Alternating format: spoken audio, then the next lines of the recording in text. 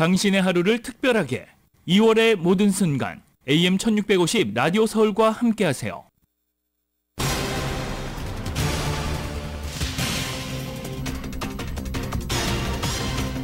트럼프 대통령의 강경 이민 정책과 대규모 추방 조치에 반대하는 시위가 LA 다운타운에서 시작돼 곳곳으로 이어졌습니다.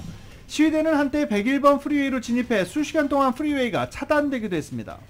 트럼프 행정부의 이민 정책을 비판하는 시위는 남가주 곳곳에서 벌어졌습니다. 곳곳에서 경찰과의 충돌도 있었고 다행히 아직 체포된 인원은 없는 것으로 알려지고 있습니다.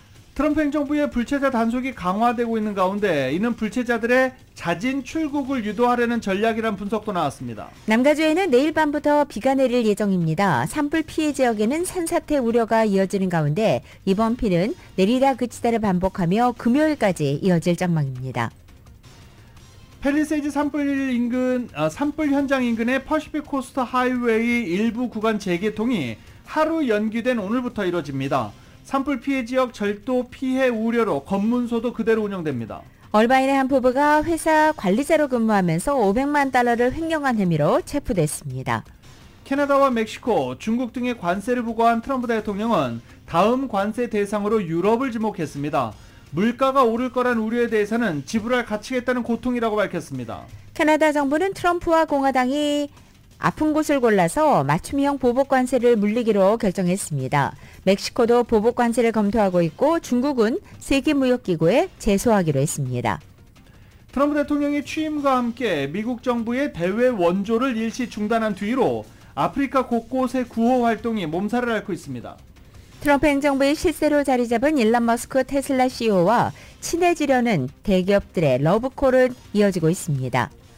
휴스턴 공항에서 이륙을 준비하던 여객기에 엔진에서 화재가 발생해 승객들이 황급히 대피하는 일이 벌어졌습니다. 어제 개최된 제67회 그래미 시상식에서 비욘세가 올해의 앨범 수상자로 선정됐습니다. 비욘세가 올해의 앨범을 수상한 것은 이번이 처음입니다. 헌법재판소가 마은혁 헌법재판관 후보자의 임명 보류에 대한 권한쟁의 심판과 헌법소원 심판 선고를 연기했습니다. 윤석열 대통령의 공소장이 공개됐습니다. 검찰은 이번 비상계엄 사태를 윤 대통령이 군경을 동원해 일으킨 폭동이라고 판단했습니다. LPGA 투어 개막전에서 김아림 선수가 20언더파로 우승컵을 들어올렸습니다. LPGA 통산 3승째입니다. LA 레이커스와 댈러스 매버릭스가 대형 트레이드를 단행했습니다.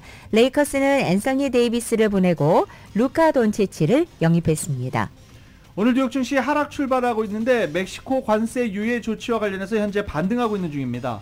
트럼프 대통령의 관세 우려에 환율도 출렁이고 있습니다. 원달러 환율은 1467.2원으로 마감했습니다. 남가주 오늘 대체로 흐리고 LA 한인타운의 낮 최고 기온 67도 예상됩니다. 이 시간 주요 뉴스는 하늘 위 호텔 세계 최대 항공기 아시아나항공 A380에서 차별화된 서비스를 만나보세요. 고국까지 편안하고 안전하게 모시는 아시아나항공 제공입니다.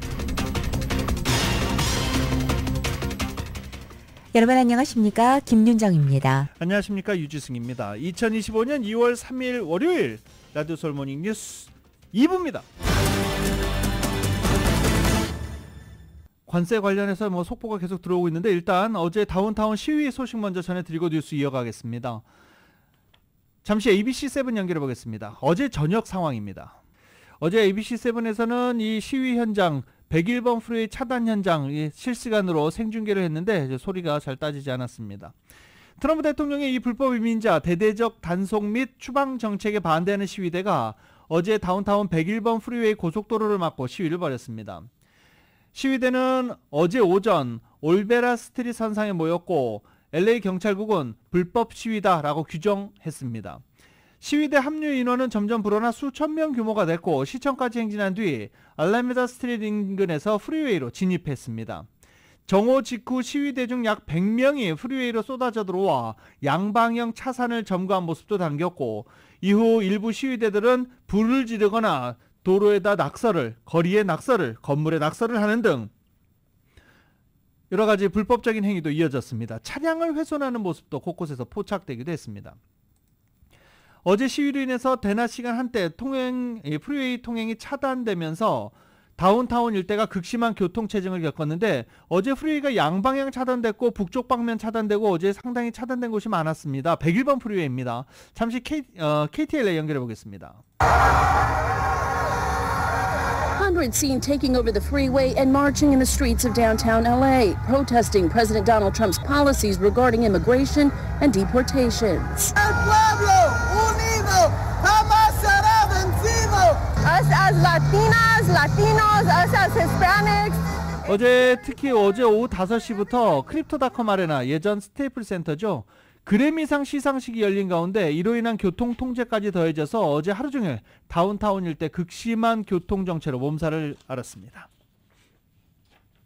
이민자 커뮤니티가 트럼프 2기 행정부의 대대적인 불법 이민자 단속에 대응하기 위해서 소셜미디어를 적극 활용하고 있다고 월스트리트저널이 1일자로 보도했습니다. 미국 내 이민자 권익단체들은 지난해 11월 대선 직후부터 트럼프 행정부의 이민자 단속 강화에 대비했다는 것입니다. 이민자와 난민의 권리를 위한 일리노이주 연대의 이 홍보국장은 자신들이 구축한 기존의 이민자 핫라인을 연방이민세관 단속국 ICE의 단속을 서로 알리는 용도로 전환할 계획을 일찍이 수립했다라고 밝힌 것입니다. 또 이민자 인권교육을 실시하는 방법을 100개의 회원단체들과 공유했다고도 전했습니다. 이 같은 과정 등을 통해서 이민단체들은 소셜미디어를 기반으로 하는 공동 대응 방안을 구축했다고 전해지고 있습니다. 트럼프 행정부의 당국자들은 이민자 체포를 확대하고 있지만 일부 지역에서는 도전에 직면했다라고도 말했습니다. 활동가들이 ICE의 움직임을 조직적으로 추적하고 또 단속 요원들을 맞닥뜨렸을 때 어떻게 대응해야 하는지를 이민자들에게 교육하면서 체포가 어려워졌다는 것입니다. 트럼프 대통령 취임 이후 불법 체류 중인 한인이 처음으로 체포된 사례가 공개됐습니다. 백악관이 직접 공개를 했는데요. 캐롤라인 레빗 백악관 대변인은 연방 이민세관 단속국 요원들이 미 전역의 지역사회에서 불체자 범죄자들을 계속 체포하고 있다며 애틀란타의 세관 단속국은 노골적으로 미성년자를 성적으로 묘사한 자료를 소지한 것 등의 혐의로 한국 국적자를 체포했다라고 말했습니다. 백악관 게시물에 따르면 해당 한국 국적자는 한인 임모 씨로 그는 아동 포르노 소지 혐의로 징역 5년 그리고 보호관찰 20년형을 받은 인물로 알려졌습니다. 이민세관 단속국에 체포된 한국인이 중범죄자인 것으로 확인이 됐습니다. 그렇지만 범죄 전과가 없어도 합법적인 체류 자격이 없는 한인 불체자들도 공포에 떨고 있다라는 이야기가 나오고 있는데 죄를 저지르지 않았으면 큰 위험은 없겠지요. 20여 년 전 미국 입양제도 사각지대에 몰려서 시민권을 부여받지 못한 한인 입양인 2만여 명도 현재 불안에 떨고 있다라고 한인단체 관계자들은 전하기도 했습니다. 트럼프 행정부가 합법적으로 미국에 체류 중인 중남미 출신 이민자 수십만 명도 쫓아낼 준비를 하고 있다는 보도가 나왔습니다. CBS 방송은 지난 31일 자체 입수한 정부 서류를 바탕으로 이같이 전한 것입니다. 연방국토안보부가 조 바이든 행정부 시절에 쿠바, 아이티, 니카라과, 베네수엘라에서 합법적으로 미국에 온 이민자 다수의 법적 지위를 박탈하는 방안을 제안했다는 것입니다. 바이든 행정부는 미국 내 후원자에게서 재정적 지원을 약속받는 조건으로 해당 4개국 출신 이민 희망자 53만 명의 입국을 허용했습니다. 이 같은 방법을 통해 불법 이민을 억제한다는 구상이었습니다.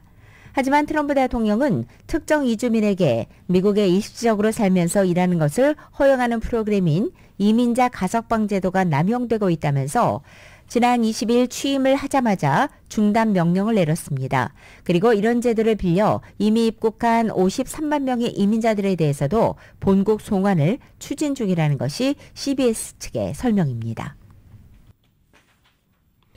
트럼프 대통령 취임 이후 대도시를 중심으로 불체자 단속이 강화되면서 이민자 커뮤니티의 불안감이 확산되고 있는데 이 같은 단속 강화는 불체자들의 자진 출국을 유도하기 위한 트럼프 행정부의 전략이다라고 뉴욕타임즈가 보도했습니다.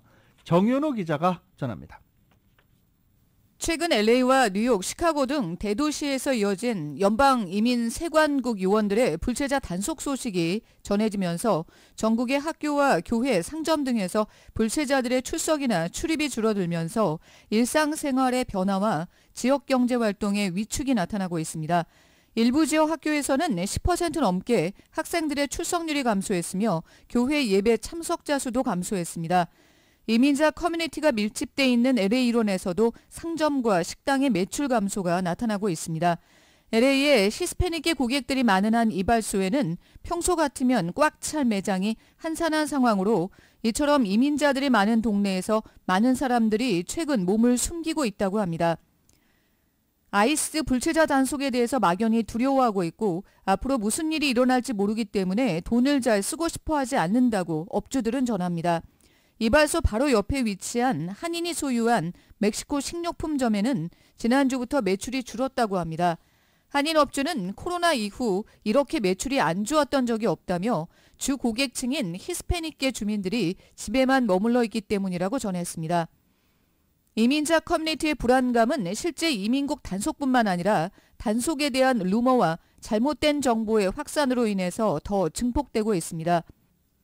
잘못된 정보가 소셜미디어를 통해 빠르게 확산되면서 실제 단속과 무관한 상황에서도 공포가 확산되고 있습니다. 전문가들은 이 같은 불안감 조성이 불체자들의 출국을 유도하려는 트럼프 행정부의 의도적인 전략으로 보고 있습니다. 불체자들을 모두 검거하는 것은 불가능한 상황에서 막대한 인력과 자원을 동원하지 않고도 불법 이민 억제 효과를 달성할 수 있기 때문입니다. 불안감 때문에 불체자들 가운데는 일부 본국으로 돌아가는 것에 대해서 이야기하기 시작했다고 뉴욕타임즈는 전했습니다. 라디오 서울 뉴스 정현호입니다. 이 퍼시픽 코스트 하이웨이 재개통과 함께 검문소를 폐쇄할 예정이던 LA 시정부가 주민들의 우려로 인해 검문소를 계속 유지하기로 결정했습니다. 현재 주민들은 산불 피해 지역 주택이 많이 비어있는 상황에서 약탈과 무단 점거 같은 범죄 우려가 높다면서 우려의 목소리를 냈습니다. 바로 이 같은 것을 참작해 시정부가 검문소를 계속 유지하기로 결정한 것입니다.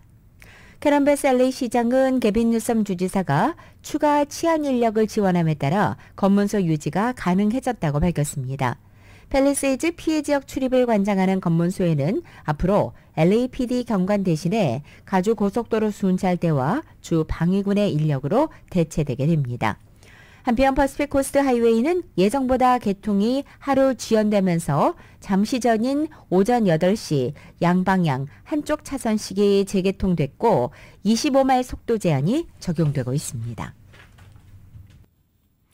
오픈뱅크와 오픈청지기 재단이 LA 산불 피해 지역을 돕는 성금 20만 달러를 쾌척했습니다. 페사데나 커뮤니티 재단에 20만 달러를 지난 30일 전달한 것으로 확인됐습니다. 이 성금은 이튼 산불 피해자 돕기 펀드를 통해 이튼 산불 피해 주민들을 위해 쓰여질 예정입니다. 오픈 청지기 재단 이사회는 앞으로 추가 기부를 계획하고 있는 것으로 알려졌습니다. 코스코가 매장 직원들의 시급을 $30 이상으로 인상할 예정입니다. 이외의 로컬 소식 정윤호 기자가 정리해드립니다. 코스코가 전국 대부분의 시간제 매장 직원들의 시급을 $30 이상으로 인상할 예정입니다. 코스코는 앞으로 3년에 걸쳐 최고임금 직원들의 시급을 단계적으로 인상할 계획입니다.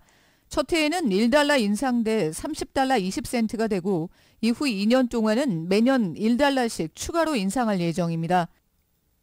이번 임금 인상은 코스코 팀스터스 노조 회원들이 1월 초 전국적인 파업 찬성 투표를 실시한 후 발표됐습니다. 노조는 새로운 계약 체결을 위한 최종 협상에 돌입한 상태였습니다. 코스코에서 18,000명이 넘는 직원을 대표하는 이 노조는 당시 85%의 회원들이 파업을 승인했다고 밝혔습니다. 또 최저임금 직원들의 시급도 50센트가 인상돼 $20가 될 것이라고 회사 측은 전했습니다. 이번 임금 인상 조처는 전국 소매업계에서 노동자들의 처우 개선에 대한 요구가 높아지는 가운데 나온 것으로 코스코의 경쟁력 유지와 직원 만족도 향상을 위한 전략으로 보입니다. 2년 연속 LA의 교통사고 사망자 수가 살인으로 인해 숨진 희생자 수를 웃돌았습니다. 크로스타운에 따르면 지난 2024년 LA의 교통사고 사망자 수는 302명을 기록해 살인으로 인해 숨진 사망자 수인 268명을 웃돌았습니다. 교통사고 사망자 수는 코로나 팬데믹 이전보다 높은 수치입니다. LA시에서 교통사고 다발 지역은 다운타운과 한인타운 동쪽인 웨스트레이크, 벤나이스로 나타났습니다. 특히 사우스 LA에서 교통사고로 인한 사망자가 유독 많았습니다. 지난해 LA시에서 자동차와 보행자 충돌로 숨진 사람은 170명, 뺑소니 사고로 인한 사망자는 98명으로 집계됐습니다. 교통사고 사망자가 늘어난 것은 일부 지역의 열악한 조명과 도로 인프라, SUV 등 대형 차량 증가, 운전자와 보행자의 스마트폰 사용으로 인한 주의력 분산이 지목됩니다. 유니버설 스튜디오가 LA 산불 진화 작업에서 보여준 노고에 대한 감사의 표시로 응급구조대원들에게 1일 일반 입장권을 무료로 제공합니다. 대상은 현직 소방관과 경찰관, 셰리프국 요원, 주방위군, 구급대원입니다. 티켓은 오는 4월 10일까지 이용이 가능하며 하루 일반 입장권 최대 3장에 대해서 50% 할인도 됩니다. 테마팍 정문 입구에 위치한 전용 응급구조대원 영웅 티켓 부스에 직접 방문해 1인당 1회 입장권을 받을 수 있습니다. 응급구조대원은 정부가 발행한 사진이 부착된 신분증과 직원 아이디 카드를 제시하면 됩니다. 라디오 서울뉴스 정현호입니다. LA 한인사회에도 잘 알려진 유명 방송인이자 광고 대행사 대표인 정재윤 씨가 지난 1일 별세했습니다. 향년 60세입니다. 고인은 1993년부터 2019년까지 라디오 서울 등 한인 라디오 방송국에서 진행자로 잘 알려졌으며 광고 대행사 에드센스를 운영하는 등 다양한 분야에서 활동했습니다. 또 다수의 연극과 희극 공연 기획자로 활동했고 달러를 캐는 사람들, LA 호박씨, 호박꽃 당신, 미국의 국립공원 이야기 등의 저서를 펴낸 바 있습니다. 정재윤 씨의 장례 일정은 아직 정해지지 않았습니다. 삼가 고인의 명복을 빕니다.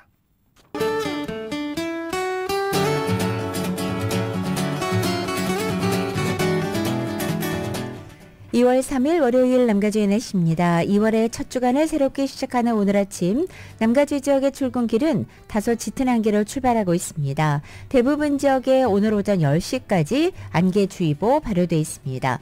오전 중에 안개가 점차 거친 후에는 부분적으로 해가 비치겠지만 대부분 지역에 짙은 구름이 늘어나겠습니다. 오늘 낮 기온은 대체로 평년기온을 유지하면서 큰 추위 소식은 없겠습니다. 화요일인 내일도 대체로 흐린 날씨에 내일 밤부터는 비가 시작됩니다. 이번 비는 수요일과 목요일 이틀간 다소 강하게 내리겠고 지역에 따라서는 금요일까지도 이어지겠습니다. 비가 내리면서 낮 기온은 60도 내외에 머물며 평년기온을 밑돌 것으로 전망됩니다. LA 한인타운의 오늘 낮 최고 기온은 67도, 밤 최저 기온은 51도, 오렌지 카운티 지역은 69도, 52도, 벨리와 일란드 엠파이어 지역은 75도, 48도, 해안 지역은 61도, 53도로 예상됩니다. 한국은 오늘 전국에 대체로 맑겠지만 강추위가 계속됩니다. 서울의 오늘 아침 최저 기온이 9도, 낮 최고 기온은 22도에 그치겠습니다. 트럼프 대통령이 캐나다와 멕시코의 관세 폭탄을 투하하려고 적용한 국제 비상경제권법 때문에 논란이 이어지고 있습니다. 비상경제권법, 비상경제법이라고 일단 축소해서 말해보겠습니다. 트럼프 대통령은 캐나다와 멕시코의 25%, 중국의 10%의 보편 관세를 부과하는 행정명령에 서명했다라고 밝히면서 불법 이민자와 마약이 두 나라를 통해 미국에 유입된다는 점을 문제 삼아서 관세 폭탄을 던졌습니다. 이 불법 이민자와 마약이라는 주제를 꼭 집어서 이야기한 이유는 이 국제 비상법을 적용시키기 위해서입니다. 지미 카터 행정부 시절인 1977년에 제정된 국제 비상경제권법에 따라 이런 조처를 냈다고 밝혔는데 이 법은 미국 외에서 전부 혹은 상당 부분이 기인한 국가안보와 외교정책, 미국 경제에 대한 통상적이지 않고 특별한 위협에 대응해 대통령이 국가 비상사태를 선언해 다양한 경제적 조처를 할 권한을 부여하는 것입니다. 그런 까닭에 이슬람 혁명 직후인 1978년 이란에 처음 적용된 이래 북한, 러시아, 콜롬비아 등 반미 성향이거나 마약 문제로 미국과 갈등을 빚은 국가를 제재할 때 쓰여왔었습니다. 이 법을 캐나다와 멕시코 같은 최우방국이자 핵심 동맹을 대상으로 발동한 것도 제재가 아닌 관세 부과 수단으로 삼은 것도 전례가 없는 일이라는 것입니다. 기존의 무역조항 232조, 301조 등 이 무역조항 대신 이렇게 비상법을 꺼내든 것은 새로운 관세가 즉각 시행되도록 하려는 목적이 큰 것으로 보입니다. 무역조항 고율관세를 중국의 트럼프 1기 행정부에서 부과했던 무역법 301조는 상무부 보고서 제출하는 데까지 7개월 이상이 걸렸는데 이번에 비상법을 선포하면서 즉각 효력을 발효하기 위해서 비상법을 선택했다는 분석입니다. 일단 고율관세 부과에 따른 충격을 극대화해 향후 있을 협상에서 유리한 고지에 서려는 가능성 제기되고 있는 상황입니다. 트럼프 대통령이 캐나다와 멕시코, 중국에 대한 관세 부과를 강행하면서 미국에서는 토마토, 아보카도 같은 농산물부터 장난감과 네킬라 등에 이르기까지 다양한 품목의 가격 상승이 예상된다고 월스트리트저널과 블룸버그 통신이 보도했습니다. 관세는 수출업체가 아닌 수입업체가 부담하기 때문에 관세 부과로 인한 비용을 제품 가격 인상으로 소비자에게 전가할 수 있기 때문입니다. 월스트리트저널은 1일자 기사에서 가격 상승이 예상되는 품목으로는 캐나다와 멕시코에서 생산되는 방울토마토를 꼽았습니다. 관세 부과 이후 미국의 국내 생산자들이 방울토마토 생산을 늘릴 가능성도 있지만 수입 방울토마토 가격에 맞춰서 가격을 올리려 할 수 있다고 경제학자들은 지적한 것입니다. 또 중국에서 생산된 장난감 이 통카 트럭은 미국에서 매년 100만 대 이상 판매된다면서 10% 관세를 부과하면 현재 통카 트럭의 포소매 가격이 $29 99센트에서 $39 99센트로 인상될 수 있다는 것이 업체 측의 전망이라고도 전했습니다. 장난감 협회에 따르면 현재 미국에서 판매되는 장난감 80% 이상이 중국에서 만들어지고 있습니다. 여기에 캐나다 생산량의 60% 이상이 미국으로 수출되고 있는 메이플 시럽도 예외가 아닙니다. 지난 10년 동안 미국의 애주가들 사이에서 인기가 급상승한 데킬라 같은 멕시코산 주류도 역시 가격 인상이 예상됩니다. 2일자 블룸버그 통신에 따르면 미국으로 수입되는 맥주 5병 가운데 4병이 멕시코에서 들어옵니다. 캐나다도 역시 위스키 같은 증류주를 미국에 수출하고 있습니다. 또 과카몰레의 주재료인 아보카도에 대한 관세 때문에 올해 더 비싸질 것으로도 전망됐습니다. 트럼프 대통령이 캐나다, 멕시코, 중국에 대한 보편관세 조치를 발표하면서 최소 기준 면제를 적용하지 않기로 한 것이 확인됐습니다. 최소 기준 면제 적용하지 않습니다. 현재는 미국 내 개인이 수입하는 $800 이하 물품에는 관세가 부과되지 않는데 이런 구멍까지 틀어막겠다는 것입니다. 그러면서 가장 타격을 받는 것, 쉬인, 테무, 중국 온라인 업체들입니다. 트럼프 대통령이 멕시코와 중국에 대해 보편관세를 부과하기 위해 서명한 이 행정명령에 따르면 저렴한 가격을 무기로 중국 쇼핑업체 테무, 지난해 미국에서 수억 달러의 매출을 올렸고 월마트를 넘어선 액수로 확인됐습니다. 이 말씀드린 대로 테무 제품을 사들이는 데에는 $800 이하 소액 수입품에 관세를 매기지 않는 최소 기준 면제라는 제도가 한몫했는데 이 구멍을 차단하는 것입니다. 소액 면제 제도로 펜타닐 같은 불법 약물이 손쉽게 유입되는 통로로 이용돼 공중보건 위기를 초래했다고 보는 겁니다. 반면 중국은 자신들이 미국과 협력해 마약류 퇴치에 최선을 다했는데 미국이 억지 주장을 펴고 있다라고 반발하고도 있습니다. 중국은 미국의 관세 부과에 상응하는 반격 조치를 취하겠다고 맞서지만 전면전을 피하기 위한 협상 방안도 함께 준비하고 있는 것으로 확인됐습니다. 중국이 미국산 농산물과 에너지, 공산품을 추가 구매하고 미국엔 기술 분야 대중국 수출 통제를 풀어달라고 요구하는 방안이 협상 카드로 거론되고 있는 것으로 알려졌습니다. 트럼프 정부가 당초 4일 내일부터 멕시코산 제품에 25% 관세를 부과하기로 한 조처를 한 달간 유예하기로 멕시코 정부와 합의했다고 클라우디아 쉐인바움 멕시코 대통령이 오늘 아침 발표했습니다. 쉐인바움 대통령은 미국의 관세 부과 조처 시행을 13시간 앞둔 오늘 오전 자신의 X에서 오늘 저는 트럼프 대통령과 서로 존중하는 분위기에서 긴 시간 통화한 끝에 1년의 합의에 도달했다며 이같이 전달한 것입니다.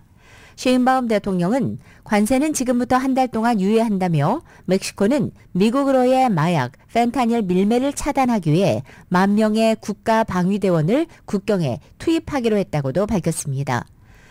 미국은 또 멕시코로의 고성능 무기 밀매 억제를 위해 노력하기로 했다고도 강조했습니다. 양국은 이어 이날부터 보안과 무역이라는 두 가지 분야에서 협상을 시작하기로 했다고도 쉐인바움 대통령은 덧붙였습니다. 멕시코 대통령은 그동안 미국의 25% 관세 부과에 대응해서 플랜 ABC를 준비 중이라며 미국 정부와의 대화를 통해 관세 조처를 피해가는 것을 주요 목표, 즉 플랜 A로 삼고 있다고 피력한 바 있습니다. 이에 여의치 않을 경우 보복 관세 부과 또는 국제 분쟁과 같은 시나리오별 행동 전략을 시행하겠다는 점도 시사해 왔습니다. 멕시코 공휴일임에도 이날 회견 개최를 예고했던 쉐인바움 대통령은 환하게 웃는 얼굴로 회견장에 들어와 X글을 받느냐라고 운을 떼며 좋은 합의가 있었다라고 말했습니다.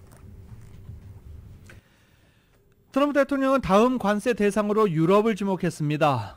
이 관세 부과로 미국의 물가가 오를 것이라는 우려에 대해서는 지불할 가치가 있는 고통이다라며 뜻을 굽히지 않았습니다. KBS입니다. 트럼프 대통령은 미국이 거의 모든 국가로부터 갈취당해왔다면서 관세 조치 이유를 강조했습니다.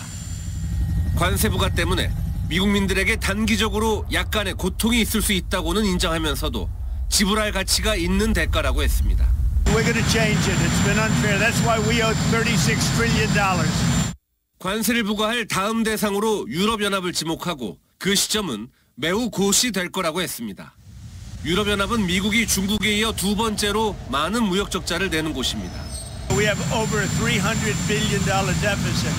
They don't take our cars. They don't take our farm products. 인플레이션 우려에 미국 소비자들은 오늘이 가장 쌀 때라며 사재기에 나섰습니다. 미국 농산물 수입의 절반 가까이가 멕시코와 캐나다에서 오는 상황에서 식탁 물가는 직격탄을 맞았습니다. Agricultural products from Mexico, whether it's avocados or otherwise, are going to be directly impacted by these. 이 때문에 골드만삭스는 관세 부과가 일시적일 수 있다며 관세 발효 직전 타협이 이루어질 여지도 있다고 전망하기도 했습니다.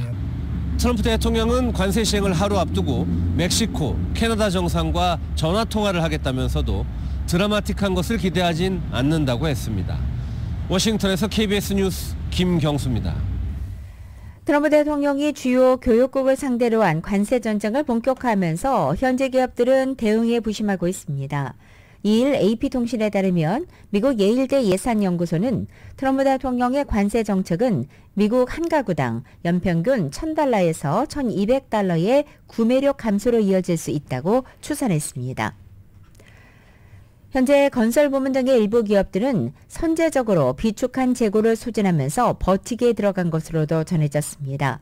월마트, 타겟 같은 미국의 대형 유통업체들을 대변하는 미국 소매협회도 이번 보편관세가 존재하는 한 미국인은 일상 소비재에 더 비싼 가격을 지불하도록 강요받을 것이라면서 백악관이 정책 목표 달성을 위해 다른 수단을 찾을 필요가 있다고도 지적했습니다. 새롭게 부과되는 관세로 인해서 생산 공정이 지연될 수 있다는 우려도 나오고 있습니다. 로이터 통신은 자동차 기업 제너럴 모터스나 토요타 등은 공장을 외국에서 미국으로 이전할 가능성이 있고 알루미늄 업체의 알코아는 관세 부담을 줄이기 위해서 선적 경로를 변경할 수 있다는 점을 시사했다고도 전했습니다. 일론 머스크 CEO와 친해지려는 기업들의 러브콜이 이어지고 있습니다. 영국 파이낸셜 타임즈에 따르면 최근 실세 머스크 소유 기업들과 제휴하거나 관계를 개선했다는 대기업들의 발표가 끊이지 않고 있다는 것입니다.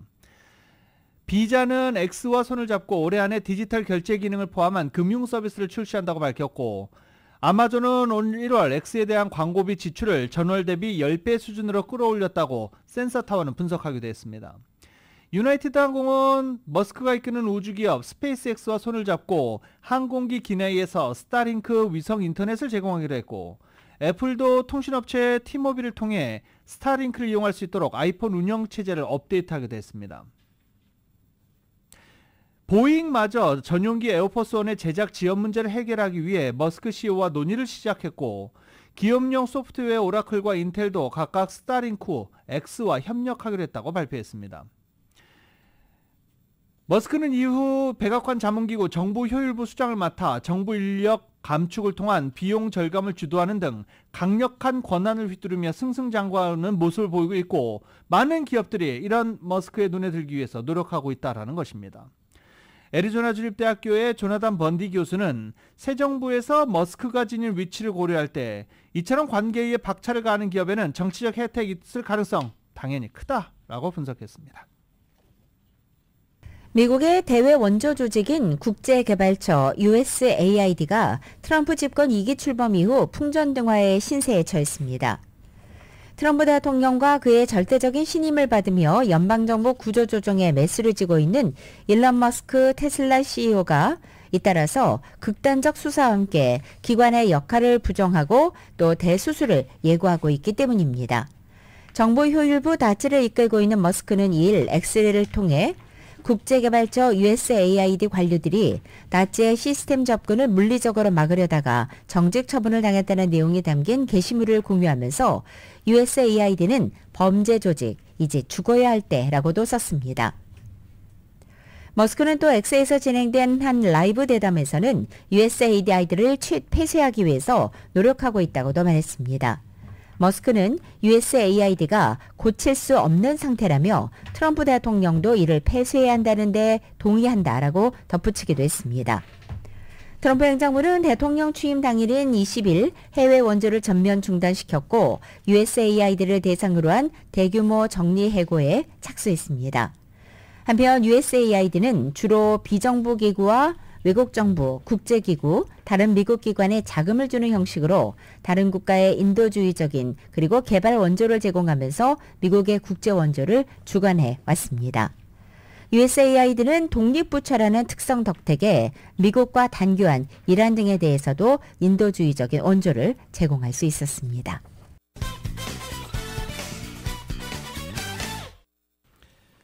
트럼프 대통령이 주요국을 대상으로 관세 정책을 강행하면서 한국의 금융시장도 크게 흔들렸습니다. 환율이 1470원대까지 뛰었고 코스피는 장중 2440선이 무너지기도 했습니다. 환율은 1467.2원을 기록하면서 주간 거래 종가 기준으로 3주 만에 최고치를 기록했습니다. 트럼프 대통령이 관세 인상에 나서면서 달러는 강세를 나타냈고 이같이 환율이 출렁거리기 시작한 것입니다.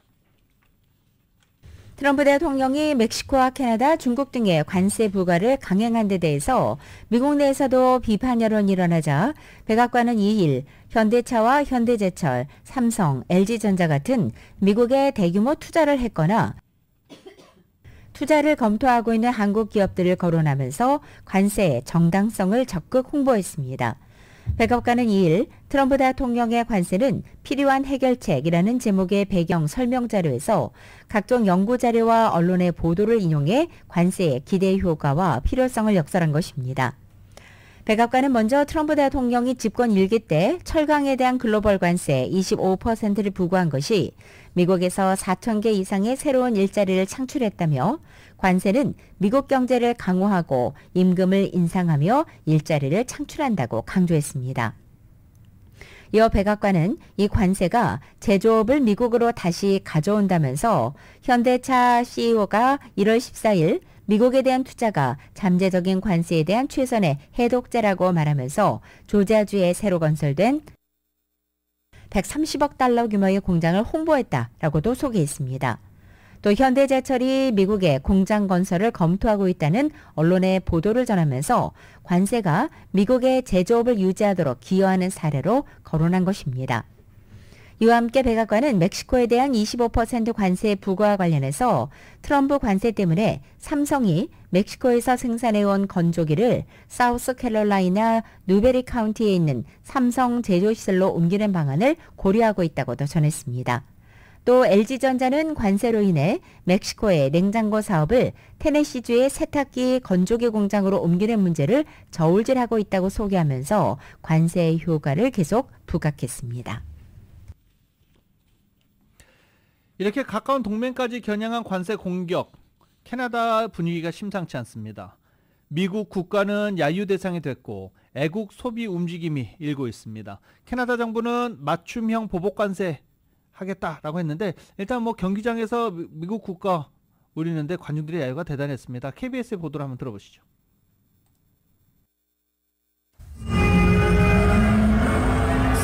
캐나다 토론토에서 열린 NBA 농구 경기. 방문팀 LA 클리퍼스를 위해 미국 국가가 나오자 야유가 쏟아집니다. 아이스하키 경기에서도 캐나다 관중들이 미국 국가에 야유를 퍼부었습니다. 미국의 관세 부과에 대한 반발입니다. It's just absurd. I mean, we're its biggest trading partner. 캐나다는 맞대응 조치로 155조 원 상당의 미국산 제품에 똑같이 25% 관세를 매길 방침입니다. 관세 품목엔 트럼프 대통령의 자택에 있는 플로리다주 오렌지, 전통적으로 공화당 강세 지역인 테네시주의 위스키와 켄터키주의 땅콩 등이 포함됐습니다. 트럼프의 지지세가 강한 곳을 골라 표적으로 한 맞춤형 보복입니다. If President Trump wants to usher in a new golden age for the United States, the better path is to partner with Canada, not to punish us. 캐나다 정부는 세계무역기구 WTO에 미국을 제소하기로 했습니다. 미국산은 사지도 팔지도 말고 캐나다 제품만 쓰자는 애국 소비 호소도 등장했습니다. I'm going to try and buy as much Canadian products as I can. 똑같이 25% 관세 폭탄을 맞은 멕시코도 현지 시각 3일 구체적 대응 방안을 내놓습니다. 미국의 어떤 제품에 보복 관세를 부과할지 품목을 밝힐 것으로 보입니다. KBS 뉴스 김기수입니다.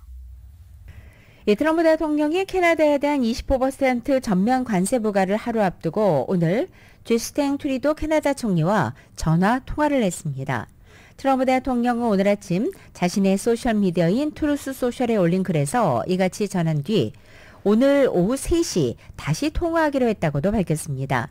트럼프 대통령은 캐나다는 심지어 미국 은행이 그곳에서 개점하거나 영업하는 것도 허용하지 않는다라면서 그것과 다른 많은 것들은 다 왜 그러는 것이냐라고 반문하기도 했습니다. 이어서 그러나 이것은 또한 마약 전쟁이다라고 말했고 멕시코와 캐나다의 국경을 통해 마약에 유입되면서 미국에서 수십만 명의 사람들이 사망했다라고 주장하기도 했습니다. 트럼프 대통령은 동맹국까지 포함하는 초유의 보편적 관세 조치의 이유로 무역 적자 문제와 함께 불법 이민, 마약의 미국 반입 차단 필요성을 거론하고 있습니다.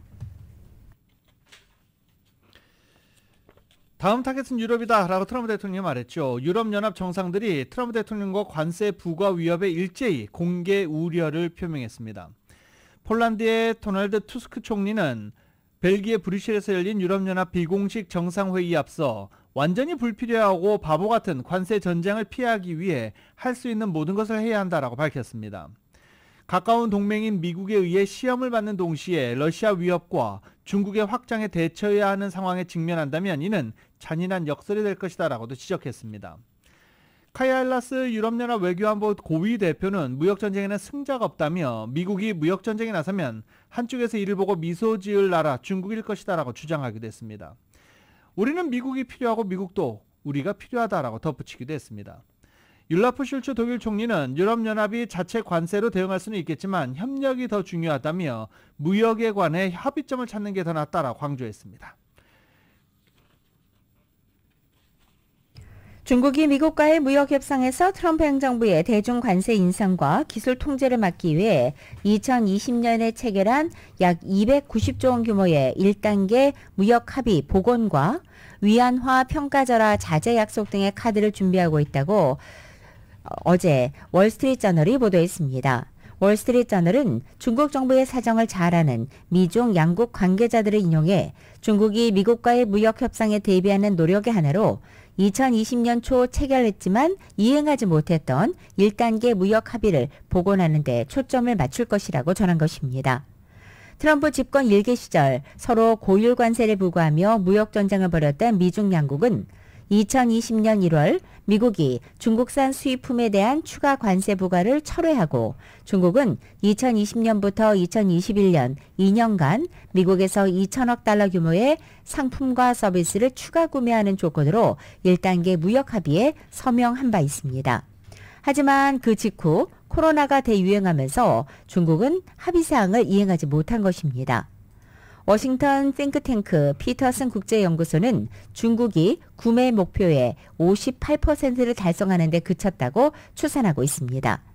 트럼프 대통령은 취임식 직후 중국이 1단계 무역 합의를 제대로 이행하고 있는지 평가하고 관세 부과 등의 적절한 조치를 권고하라고 지시한 바 있습니다.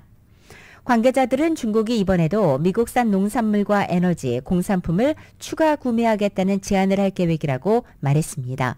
중국은 다만 미국 역시 반도체나 기타 기술 품목에 대한 대중 수출 규제를 풀어야 한다는 입장을 표명할 것으로 보입니다. 취임 후 첫 해외 방문지로 중미 파나마를 찾은 마르코 루비오 국무장관이 파나마 대통령과 면담하고 파나마 운하에 대한 중국 영향력을 줄이기 위한 실제적인 변화를 요구하는 트럼프 대통령 의지를 전달했습니다. 이에 대해서 호세 라울 물리노 파나마 대통령은 파나마 운하 통제 운영은 주권상으로 논의 대상이 아니라고 선을 그으면서 미국과 견해차를 완전히 해소하지는 못했습니다. 다만 물리노 대통령은 미국과 기술적 논의를 통해 미국의 의구심을 해소할 것을 제안해 추가 협상 의지를 남겨뒀습니다. 국무부는 대변인 성명을 통해 루비오 장관은 파나마 운하에 대한 중국의 통제력이 위협적이며 영구적 중립성을 담보해야 한다는 미국과 조약을 위반하는 것이라는 트럼프 대통령의 예비적 결정을 파나마 측에 알렸다라고 전했습니다. 이에 대해서 AP통신은 루비오 장관이 물리노 파나마 대통령에게 동맹국이라도 운하에 대한 중국 영향력을 즉시 줄이지 않으면 미국 정부 조처를 감수해야 할 것이다라고 경고한 것으로 해설했습니다.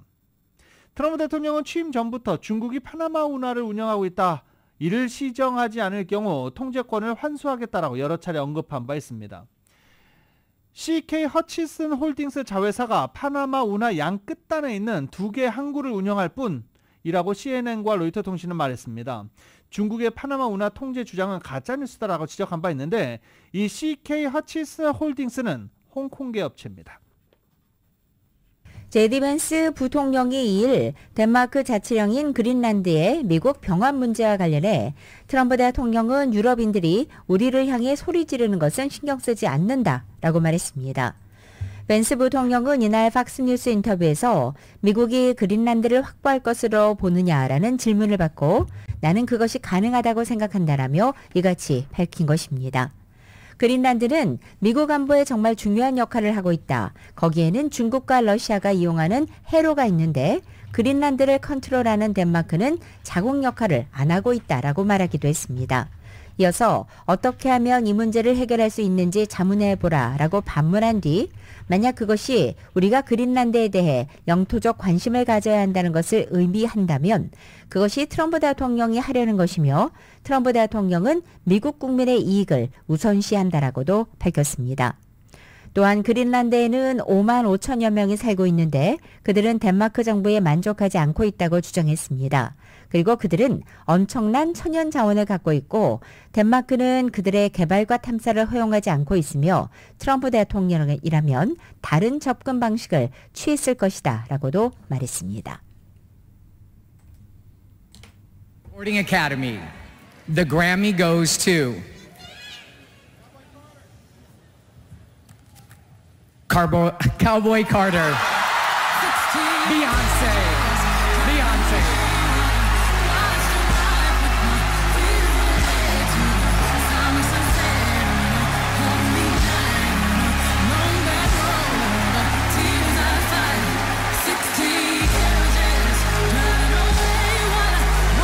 팝스타 비욘세가 생애 처음 그래미 올해의 앨범상을 받았습니다. 어제 크립토닷컴 아레나에서 열린 제67회 그래미 어워즈에서 비욘세는 앨범 카우보이 카터로 이 시상식의 최고상으로 여겨지는 올해 앨범 수상자로 호명됐습니다. 비욘세가 그래미상을 받은 건 상당히 많습니다. 그런데 올해의 앨범 트로피를 받은 것은 이번이 처음입니다. 비욘세는 작년까지 그래미에서 32차례 수상해 이 시상식 역대 최다 수상 기록을 썼지만 올해 앨범은 수상하지 못해 늘 서름을 겪었는데 어제 결국 올해의 앨범상을 받았습니다. 그런가 하면 지난해 12월 29일 타계한 지미 카터 전 대통령이 생전 교회에서 한 강연 녹음 앨범으로 사후 그래미상을 받기도 했습니다. 그래미상을 주관하는 레코딩 아카데미는 어제 카터 전 대통령이 제67회 그래미 어워즈 오디오북, 낭독, 스토리텔링, 레코딩 부문 수상자로 선정됐다고 밝힌 것입니다. 수상 앨범은 카터 전 대통령이 고향인 조지아주 플레인스의 마라나타 침례교회에서 진행한 마지막 주일학교 강연 녹음 앨범입니다. 라디오솔 모닝뉴스 함께하고 계십니다. 2025년 2월 3일 월요일에 전해드린 라디오솔 모닝뉴스에서 마쳐야 될 것 같습니다. 지금 LPGA 소식도 있고 NBA 소식도 있는데 내일 정리해서 전해드릴 수 있도록 하겠습니다. 지금까지 진행의 유지승, 김윤정이었습니다.